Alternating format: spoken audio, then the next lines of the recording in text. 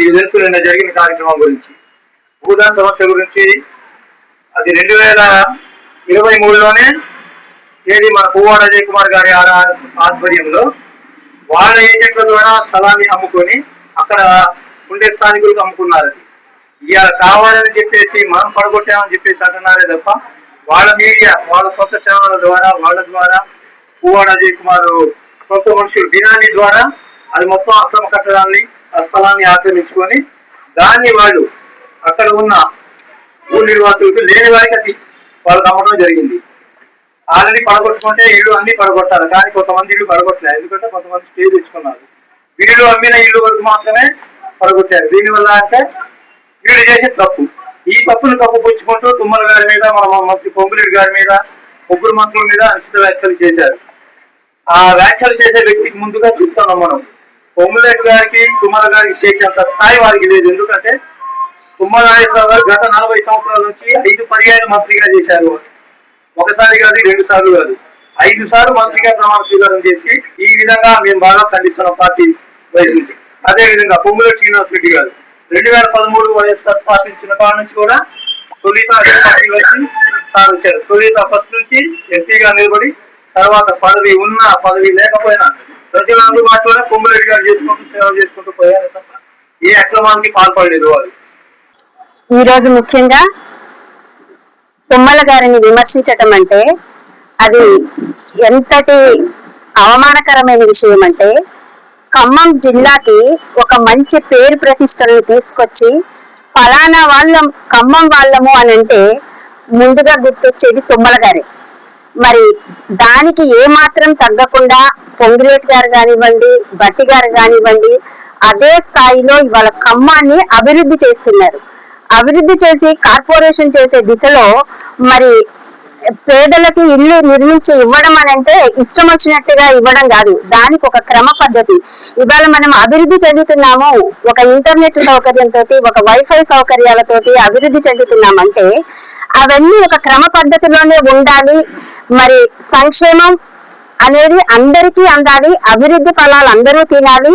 City అంటే అది ఒక రోల్ మోడల్ గా ఉండాలి అన్న ఉద్దేశంతో ఇవాళ మరి వాటిని మార్చి మరింత సంక్షేమం వైపుకు వాళ్ళని తీసుకెళ్లటమే కానీ అదేదో అవకాశం దొరికింది కదా అనేసి మరి భూదాన్లో భూములు ఆక్రమించినట్టుగా చేయడం అనేది మాత్రం ఏ విధంగా కాదని ముందుగా కేటీఆర్ గారు కానివ్వండి, వారి బృందంలో ఎవరైనా సరే సభ్యులు గమనించవలసిన విషయం. గారు డిప్యూటీ సీఎం క్యాంపు కార్యాలయాన్ని ఖమ్మం తీసుకురావడం జరిగింది. వీరమ్మ ఇల్లు చూడండి, కళకళలాడిపోతున్నాయి.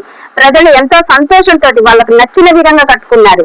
మరి సంక్షేమ పథకాలు చూస్తే ప్రతి ఒక్క సంక్షేమ పథకానికి ప్రతి కుటుంబానికి 5 నుండి 6,000 రూపాయల వరకు జరుగుతానే ఉంది.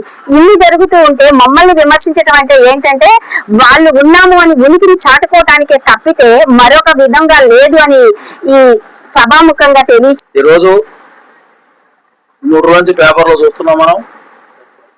ఖమ్మం టౌన్ లో, ముఖ్యంగా ఖమ్మంలో మరి కేటీఆర్ గారు కూడా వచ్చారు. నేను పాపం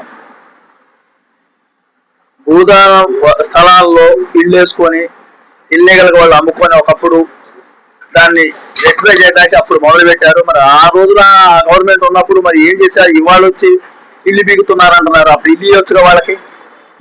అది కాకుండా కాంగ్రెస్ వాళ్ళు ఇంద్రమ్మ రాజ్యం అంటున్నారు, ఇంద్రమ్మ ఇల్లు ఎత్తున్నారు, కానీ ఉన్న ఇల్లు బిగుతున్నారు అని చెప్పి ఆల్రెడీ 10 సంవత్సరాలు గవర్నమెంట్ ఉంది. నిజంగా పేదవాళ్ళకు ఉన్నప్పుడు ఇవ్వాలి కదా. అక్కడ అక్రమంగా ఒక ఆయన చెప్పాడు, నేను చూసాము, ₹1,00,000 తీసుకున్నారంట స్థలం ఎత్తునని. అట్లా అంతా జరిగే విధానాన్ని బట్టి, కోర్టు ఆర్డర్ని బట్టి ప్రభుత్వం ఏం చేయాలో ఒక నిర్ణయంతో తీసుకుని పోతుంది. కానీ వ్యక్తిగతంగా అక్కడున్న వాళ్ళ మీద ఎవరికి కోపం ఉండదు. తుమ్మలనాయుడు గారికి ఏం కోపం, శ్రీనివాసరెడ్డి గారికి ఏం కోపం, భట్టి గారికి ఏం కోపం తెలంగాణ. కానీ ఆయన దగ్గర 5 సార్లు మంత్రిగా చేసిండు, 5 టర్మ్స్, దగ్గర 40 సంవత్సరాలు 25 సంవత్సరాలు మంత్రిగా ఉన్నాడు ఆయన. 25 సంవత్సరాలు మంత్రి చేసి జలగం వెంగళరావు కుటుంబాన్ని మరిపించి ఖమ్మం అనగానే తుమ్మల గారు గుర్తొచ్చినట్టుగా ప్రజలకు సౌకర్యంగా పనులు చేశారు. లబ్ధిదారులు ఇబ్బంది పెట్టి రోడ్డెక్కించి వాళ్ళు ఇల్లు లేకుండా చేస్తే తుమ్మల గారికి ఏమొస్తుంది, శ్రీనివాసరెడ్డి గారికి ఏమొస్తుంది, భట్టి గారికి ఏమొస్తుంది? అది తప్పు. కావాలని బురజలటమే. మరి ఇన్ని రోజులు ఏం చేశారు? వాళ్ళు 10 సంవత్సరాలు పరిపాలించారు కదా, అప్పుడు ఇల్లు కట్టి ఇవ్వచ్చు అక్కడికి. వాళ్ళకి నిజమైన పేదోడు ఉంటే అక్కడ ఆ ఉన్న కుటుంబాలు 500-600 కుటుంబాలు ఉన్నాయంట. నిజమైన భేదోడు ఉంటే వాళ్ళకి ఎలిజిబిలిటీ ఉంటే ఏ మంత్రి గారు వదిలిపెట్టరు. 3 మంత్రులు కూడా ప్రజాసేవలే. శ్రీనివాస్ రెడ్డి గారు మనం చూస్తూనే ఉన్నాం. ఆయన కూడా మన మండలాల్లో ఇప్పటివరకు ఆయన గెలుపు కానీ ఓటమి లేదు. ప్రజలకు సంబంధించిన పని పొద్దులు లేస్తే సాయంత్రం వరకు ఇంటికాడ జనం ఎక్కడ ఉంటారో మన అందరికీ తెలుసు. ఖమ్మం టౌన్ లో తెలుసు, పాలేరు తెలుసు, కల్లూరు తెలుసు, సత్పల్లి తెలుసు, జిల్లా మొత్తం తెలుసు ఎవరేంటి అనేది. అనవసరంగా మాట్లాడటం, అనవసరంగా నోరు బారేసుకోవడం తప్పది కదా. అది చేయకోకుండా ఇప్పుడు ఇల్లు బీకిచ్చి వాళ్ళు రోడ్డు మీద పడేశారని మాట్లాడుతున్నారు. అది ఒక సిస్టమ్. గవర్నమెంట్ కోర్టుకి ఆర్డర్ ఉంది, కోర్టుని దగ్గర నుంచి ఎవరు పోరు, కరెక్ట్ కాదు.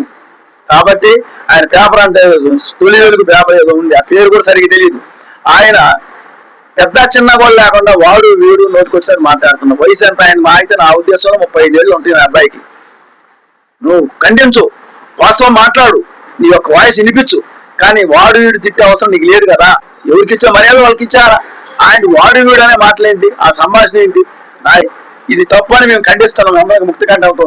ఒకసారి మీరందరూ చెప్పండి బాబు, ముక్తి కంఠంతో మీరందరం కూడా పెద్ద చిన్నలకు తిట్టడం తప్పు అని ఖండిస్తాం. ఏ మంత్రినైనా అనకూడదు, ఒక మంత్రి అని కాదు, ఏ మంత్రి. మరియు నిన్న జరిగిన సంఘటనలు మీ అందరికీ తెలిసిన విషయమే.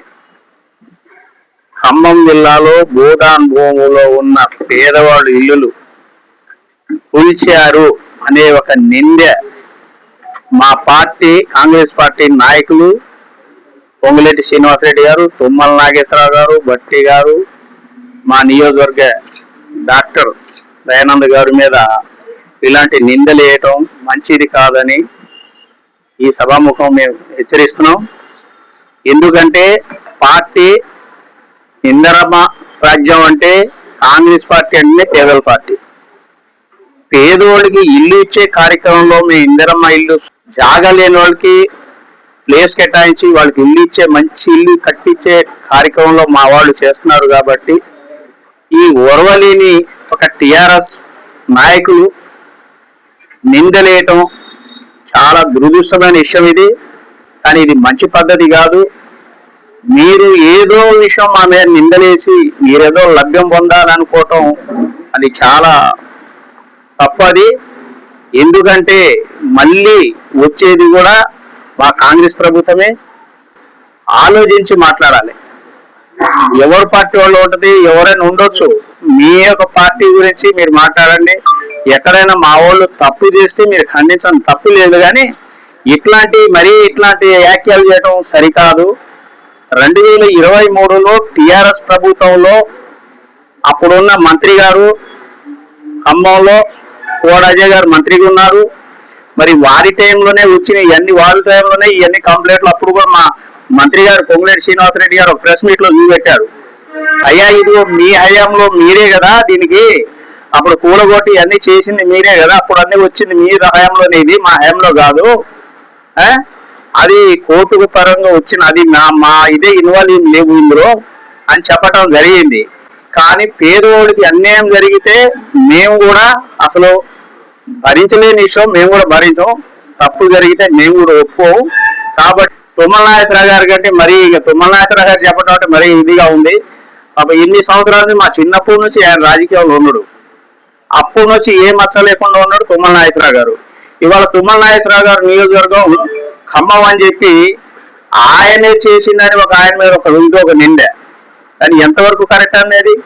రాజకీయం చేయండి, చేయండి. కానీ ఇట్లాంటి పెద్దవాళ్ళ మీద ఇట్లాంటి నిందలు వేయడం చాలా దురదృష్టమైన విషయంగా అప్పుగా మేము భావిస్తున్నాం. కానీ మాట్లాడే విధానం మాట్లాడాలి, ఏదైనా చేసే విధానం చేయాలని నిజం ఉంటే దాన్ని బయట ఇచ్చి రాయండి, తప్పు లేదు. తప్పు చేస్తే ఎవరైనా కానీ సహించేది లేదు. అది కొంచెం పెద్దవాళ్ళని మనం గౌరవించడం నేర్చుకోవటం మంచిదని సభాముఖంగా నేను తెలియజేస్తున్నాను.